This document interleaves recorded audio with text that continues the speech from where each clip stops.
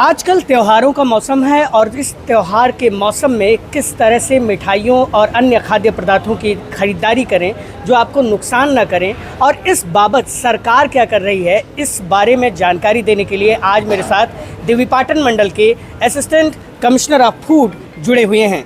राम नरेश यादव जी, आपका बहुत बहुत स्वागत है। सर, त्योहार का मौसम चल रहा है, आप लोग लगातार कार्रवाई कर रहे हैं, कैसे आप देखते हैं इस पूरी कार्रवाई में क्या चीज़ें निकल के आ रही हैं? देखिए, पूरे मंडल में सबसे अहम बिंदु ये है कि हम जितना भी रॉ कंटेंट्स है, जैसे खोआ हो गया, खोआ ही मेन है, खोआ हो गया, पनीर भी कहीं कहीं यूज करते हैं, छेना आदि यूज करते हैं। रॉ मटेरियल की शुद्धता की गारंटी के लिए हम लोग सुबह से शाम तक चक्कर लगाते हैं, जिससे कि रॉ मटेरियल आपको शुद्ध मिले हर जगह। जब रॉ मटेरियल शुद्ध होगा, इसके बाद मिठाइयाँ बनेगी।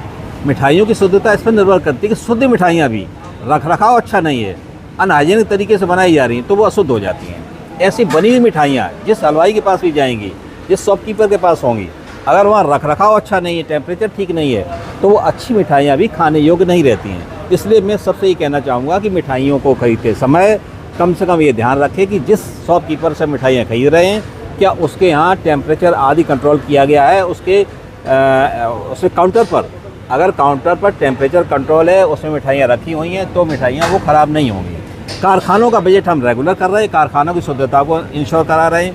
मिठाइयाँ खरीदते समय जितने भी ग्राहक हैं, उनको ये देखना पड़ेगा कि मिठाइयाँ खरीदते समय जिस काउंटर से ले रहे हैं, उसके काउंटर की शुद्धता है या नहीं। इसके साथ ही जैसे आजकल मौसम बदल रहा है, तो तमाम तरह की बीमारी और फूड्स में भी तमाम चीज़ें ऐसी हो जा रही हैं कि जिससे आम नागरिकों को समस्या हो सकती है। इसके लिए फूड डिपार्टमेंट क्या कर रहा है और क्या सलाह देना चाहेंगे आप नागरिकों को? देखिए, मौसम बदल रहा है, वो एक अलग विषय है। ये मिठाइयों का त्यौहार है, मिठाई पब्लिक खाएगी, खरीदेगी। बहुत महंगी मिठाइयाँ हैं ड्राई फ्रूट्स की, बहुत उसके उस हिसाब की महंगी नहीं भी है। हर किस्म का ग्राहक है, हर किस्म की मिठाइयाँ हैं, हर किस्म का बनाने वाला है। तो बदलते मौसम को देखते हुए तो मैं यही कहूँगा कि जो मिठाइयों की शुद्धता है, शुद्धता को देखें, और अगर अशुद्ध मिठाइयाँ तो उनसे परहेज रखें। अशुद्ध मिठाइयाँ आपको बीमार करेंगी, सर्दी जुकाम का कारण तो नहीं बनेगी। सर्दी जुकाम तो कारण ये वर्तमान में मौसम बदल रहा है, वही है।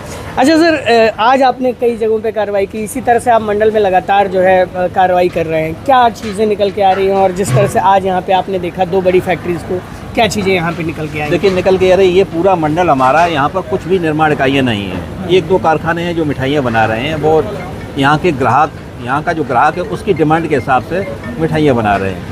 जितना भी रॉ मटेरियल है वो कानपुर और लखनऊ से आ रहा है। डेली हम लोग कानपुर लखनऊ की बसों को टारगेट कर रहे हैं। उसमें अगर कुछ भी खोआ आदि मिलता है तो उसको हम देखते हैं, खोया की शुद्धता अगर उचित नहीं है तो उसको रजिस्टर कराते हैं, और रेगुलर हमें खोआ पकड़ में आ रहा है। बाहर से आए हुए किसी मटेरियल को चेक करने के लिए हमारे विभाग मंडल की सभी टीमें लगी हुई हैं और जगह जगह पकड़ी जा रही हैं। दिवाली के त्यौहार के दिन आप हमसे पूरा एक समरी ले सकते हैं कि इस मंडल में कितनी मिठाइयाँ, कितना खोआ बाहर से आया, वो पकड़ा गया है। अभी क्या कार्रवाई हुई है, कुछ समरी आप बता सकते हैं? हाँ, अभी तक ये है कि हमारे बलरामपुर में भी अभी कल पकड़ा गया है खोआ, ऐसे गोंडा में आज पकड़ा गया है। और चूँकि 1-2 जगह पकड़ जाते हैं तो वो रूट चेंज करते हैं। फिर भी जो रूट संभावित है उनको ट्रैक करेंगे और उनको हम चिन्हित करके किसी तरीके से इस मंडल में कानपुर से आने वाला ख़राब खोआ उसको रोकेंगे।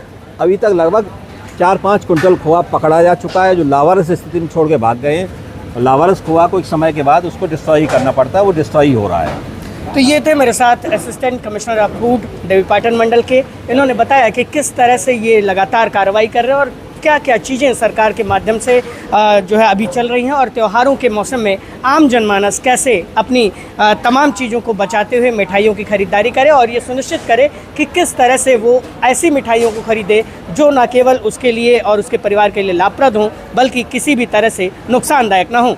बलरामपुर से योगेंद्र त्रिपाठी।